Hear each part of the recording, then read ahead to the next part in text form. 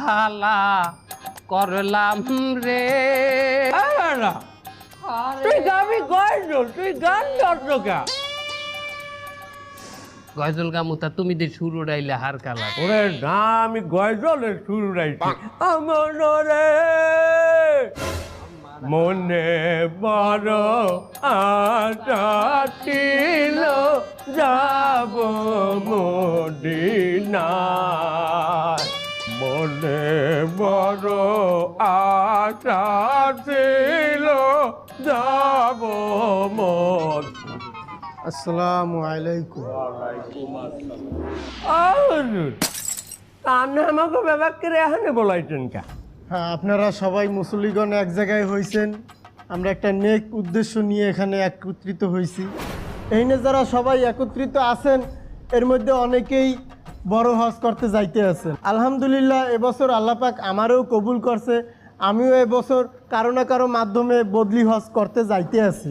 তবে আরও একটু কথা কই, আপনারা যারা এইনে সবাই বড় হজে যাইতে আছেন, এই বড় হজ আল্লাহ পাক তাদের উপরেই ফরজ করছে যাদেরকে আল্লাহ পাক হালাল ইনকামের দ্বারা হজ করার সামর্থ্য দিয়েছে।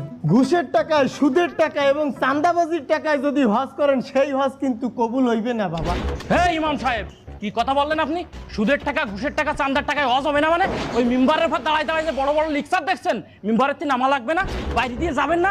বাইরে আমার ছেলেবিলে আছে, একদম কাটি কুটি কিন্তু ভেঙে ফেলবে না। কথাবার্তা উস করে কন বাবা, এটা তো আমি কইতে আছি না, এটা তো হাদিসে আছে।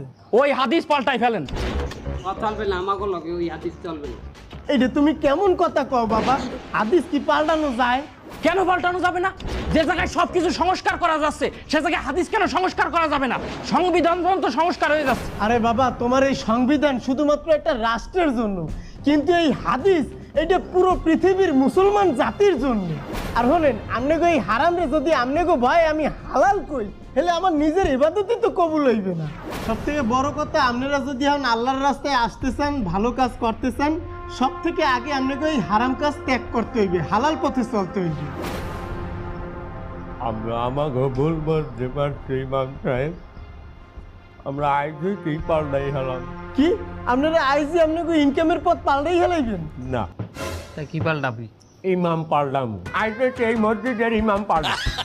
ও আল্লাহ, এ আমি কাগো মধ্যে আইছি ইসলামের নসিহত করতে।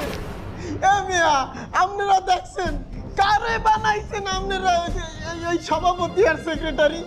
এই আজকে তো এলাকার মধ্যে এই ঘুষখোর আর এই সুদখোর এই দুইটারে আমরা রাখবো না, তোরা কি কও? সভাপতির লাগে তুই আঙ্গুল খাড়া করে কি কথা কও? আমার গায়ে আত্মলছে তোরা চাইয়া কি দেখা ঘুষখোর আর সুদখোর রাখবি না?